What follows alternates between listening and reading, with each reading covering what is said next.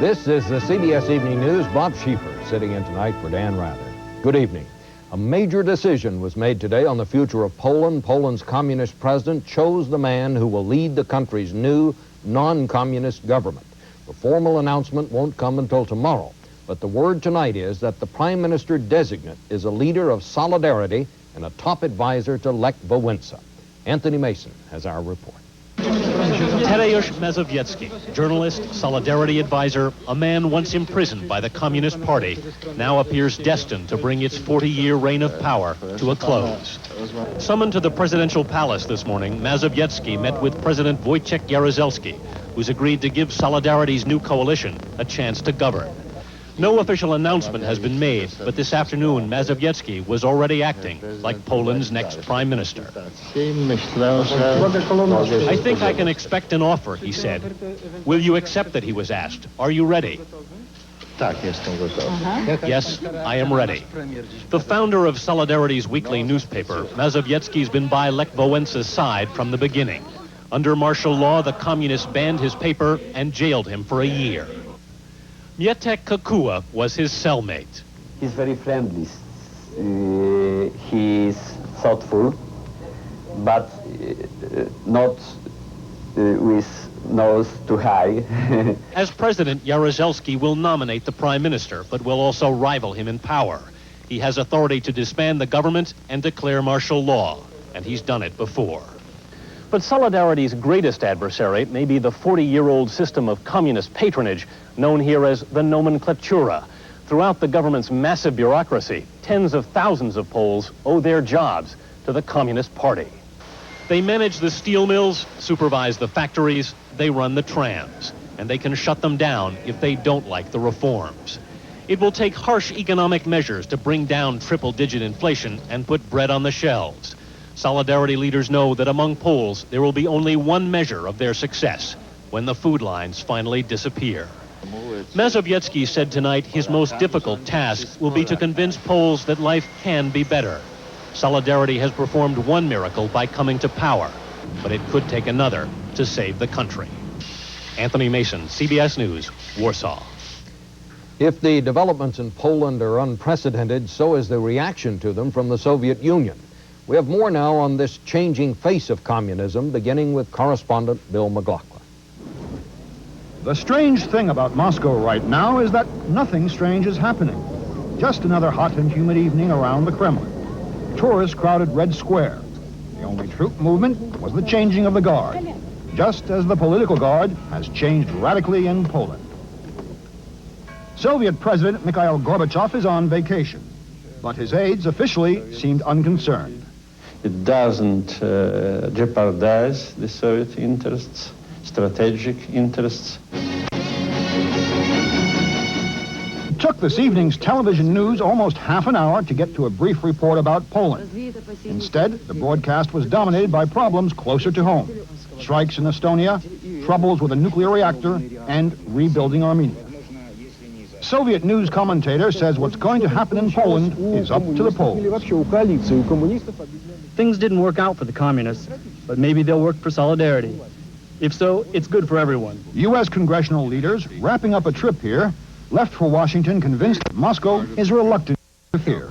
Our general impression was that they would do an awful lot to avoid that. Diplomatic sources say Moscow may be unusually quiet for another reason, because no one has yet dared to ask out loud what most Russians are asking themselves. Not whether what's happening in Poland will change the Soviet Union, but how much and how soon.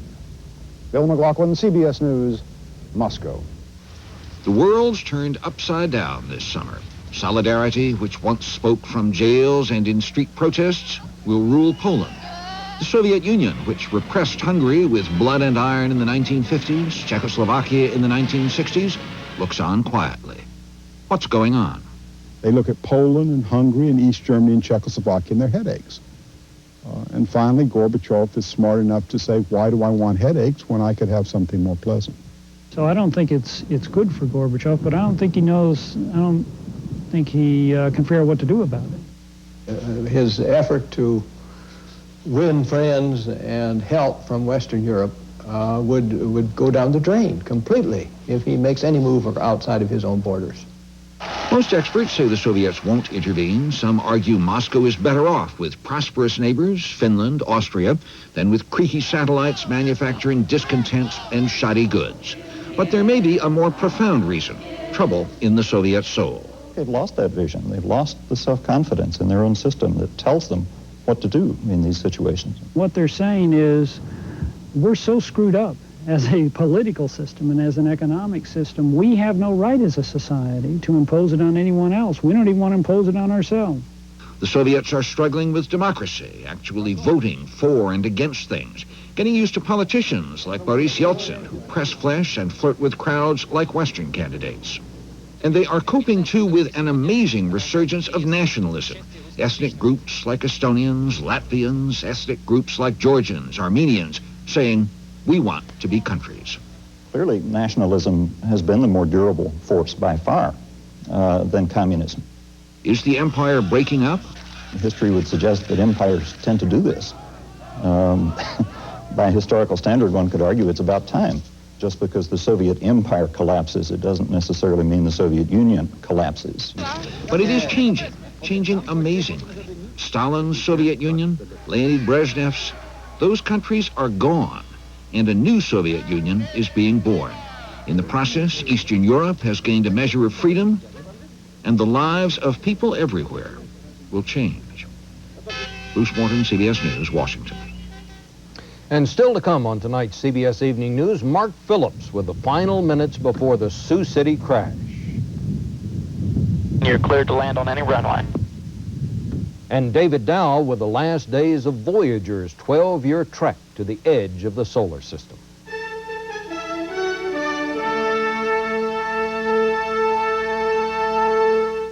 Administration today released dramatic tapes of radio conversations prior to the United Airlines crash in Iowa a month ago that killed 111 people. 185 people survived, and the tapes revealed today show a coolness under fire by the veteran pilot and by an air traffic controller who was only 3 months on the job. Mark Phillips reports. Kevin Bachman was given a medal today, what Transportation Secretary Samuel Skinner called a way-to-go medal, for the job he did guiding the critically damaged United Flight 232 into Sioux City, Iowa last month. I just basically did my job. The 27-year-old Bachman was doing his job in the tower at Sioux City as the stricken DC-10 tried to approach. United 232 Heavy, understand, sir, you can only make right turns? The plane was out of control after the explosion of its tail engine, falling and turning to the right. Pilot Al Haynes radioed in with some discouraging news. No hydraulic fluid, which means we have no elevator control, almost none, and very little aileron control. I have serious doubts about making the airport. Following the path of the DC-10 on his radar screen, Bachman kept telling the pilot exactly where he was, giving him alternative landing sites. United 232 Heavy, been advised there is a 4-lane highway up in that area, sir, if you can pick that up. As the flight crew gained some control, the plane approached the airport. The concern was then to keep it away from the city. Have to widen out just slightly to your left, sir, to make the turn to final, and also I'll take you away from the city. Whatever you do, keep us away from the city. In this life-or-death situation, there was cool professionalism, and on final approach, there was relief and even humor. You're cleared to land on any runway. You want to be particular and make it a runway, huh? Seconds later, the right wing dipped and the plane cartwheeled in flames. We were all, really excited that he, apparently was going to make it. Right after it happened, I had to turn away because, I really didn't think anybody'd come out of it. And then I went downstairs and I cried. The exact cause of the engine explosion which led to this crash is still unknown. Critical engine parts are still missing. In the meantime, the FAA has ordered more frequent inspections of the type of engine which failed with such tragic results. Mark Phillips, CBS News, Washington. A TWA airliner leaving St. Louis for San Francisco this morning had reached an altitude of 1,000 feet when part of an engine fell off. The chunk of engine smashed through the roof of an auto body shop, missing the manager by a few feet. TWA says the plane carrying 119 people returned safely to St. Louis and made a routine landing. A new development tonight on the investigation of the housing and urban development scandal. A former top official of HUD during the Reagan administration said today that he will refuse to appear before a congressional panel or comply with a subpoena for documents. The former HUD official, Lance Wilson, cited his Fifth Amendment rights against self-incrimination.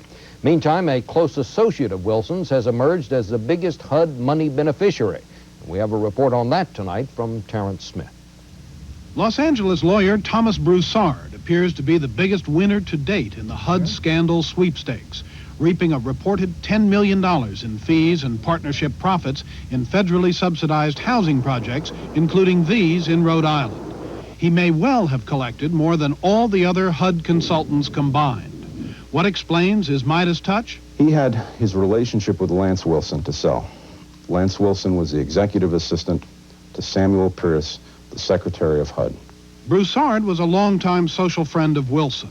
Broussard admitted to investigators that Wilson encouraged him to get involved in HUD-related work and discuss specific HUD projects with him. According to the former chief investigator for the Rhode Island Attorney General's office, Broussard did not hesitate to drop Wilson's name with Providence developers seeking federal housing funds. Mr. Broussard or a representative would come to them and say to them that he had important connections in Washington, and if they were to enter into these agreements with Mr. Broussard, he would assist them in getting approvals. The agreements included this deal with a Rhode Island developer in which Broussard, despite the fact that he had done little or no previous HUD-related work, demanded fees of $45,000 per project and a piece of the action. In all our transactions, Broussard wrote, we will have a 50-50 partnership sharing equally in the profits. And how big were those profits? In just 4 Rhode Island projects, the former Attorney General estimates Broussard got $6 million. Overall, a conservative estimate is $10 million.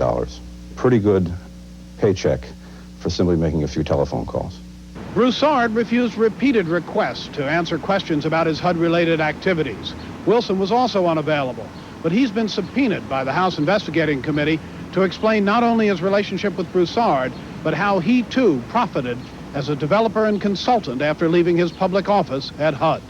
Terrence Smith, CBS News, Washington.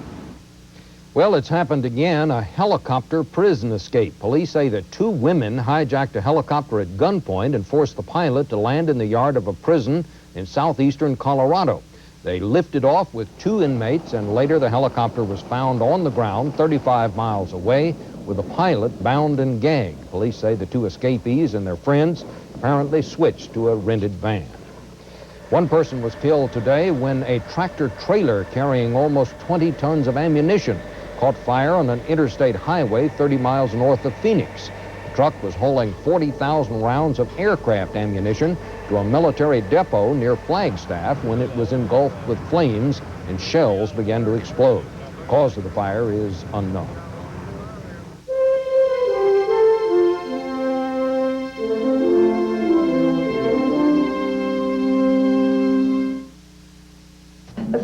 The government reported today that consumer prices in July rose only 0.2% for the second month in a row. Gasoline prices were down 2.2%.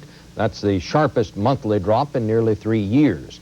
Food costs were up a moderate 0.3%. The government announcement yesterday that the drug AZT may soon make AIDS a treatable disease was an encouraging development, to be sure. But the recommendation that people at risk arrange to be tested immediately also presents something of a dilemma. Richard Roth has our report. The government's call for wider AIDS testing could help hundreds of thousands of people, but it's also reignited a controversy.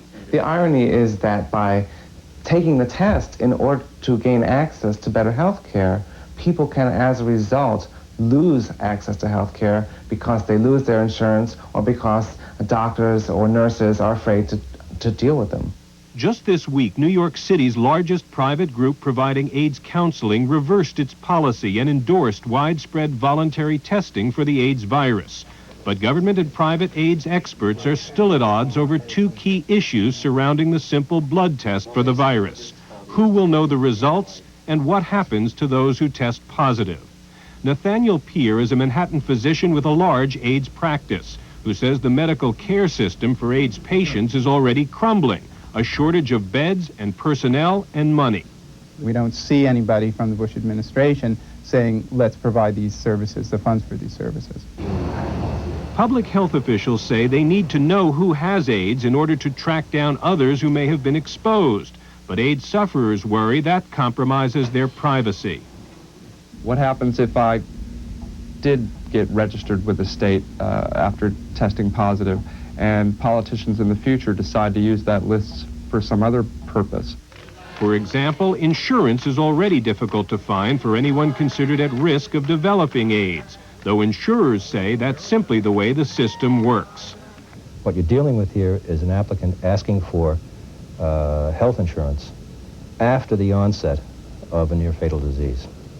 And insurance companies have never done that. Nor until the FDA approves it will many insurance policies pay for the AZT hailed yesterday by the government. And the FDA won't say how long its approval process may take. Richard Roth, CBS News, New York. The defense minister of Colombia promised more action today against Colombia's cocaine traffickers, that after a police chief was assassinated while driving in Medellin City, headquarters for the world's largest cocaine cartel. The police chief didn't have his bodyguards with him because he had already sent them to protect judges who had received death threats from the cartel.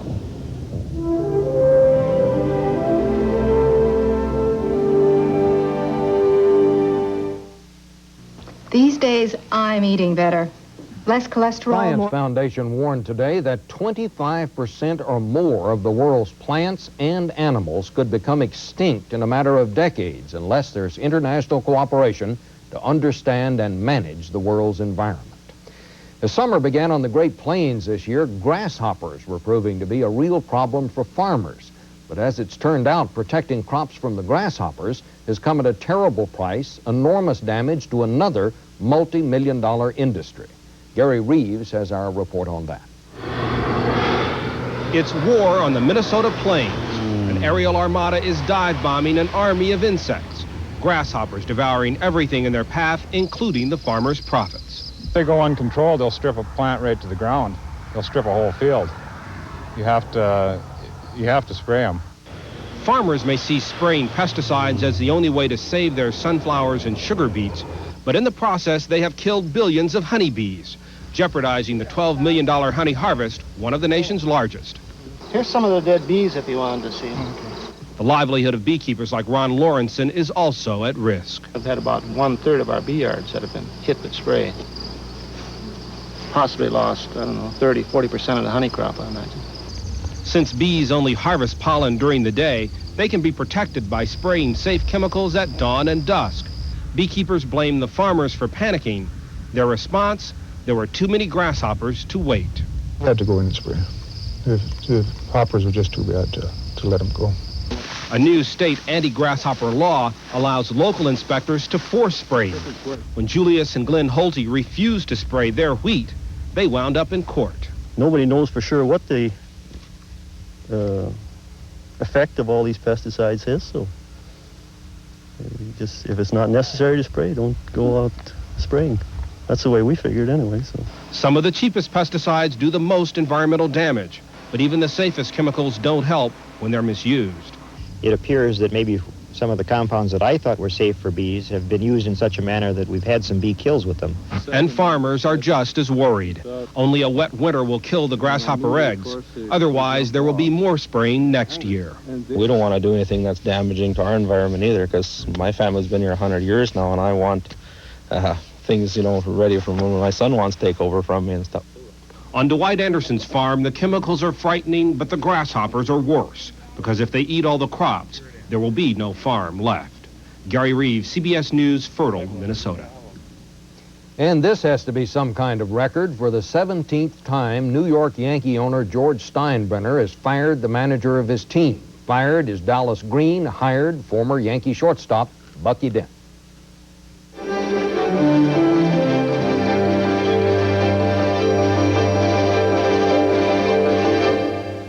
Our final story tonight is a bit of a reach all the way to Neptune. The little spacecraft that could, Voyager 2, is heading for its closest encounter yet with the planet Neptune. It's now billions of miles from Earth.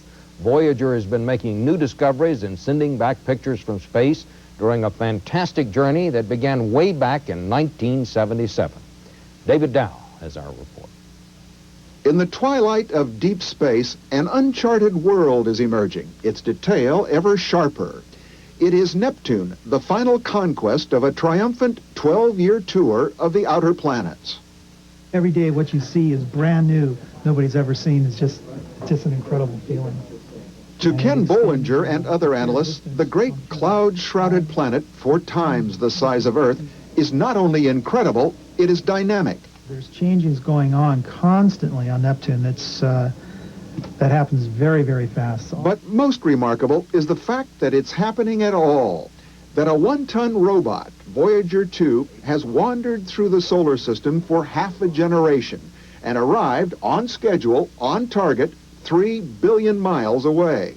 Some people have likened it to a golfer making a putt on a very long green from San Diego to New York City. Voyager 2 and a companion spacecraft have already sent back a dazzling parade of pictures.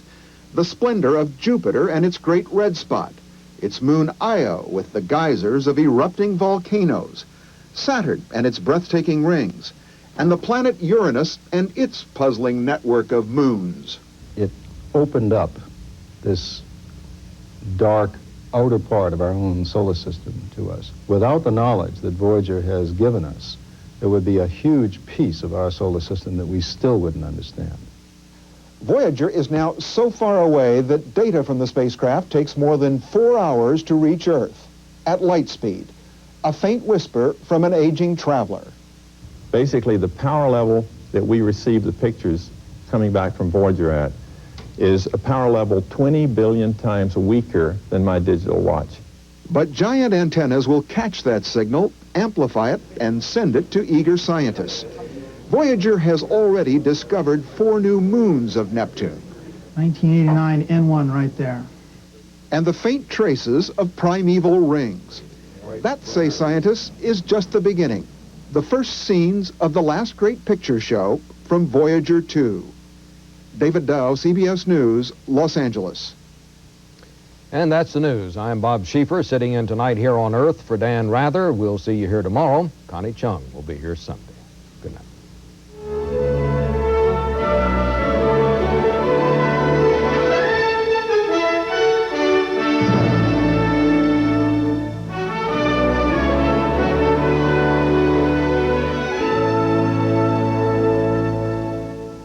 This is CBS.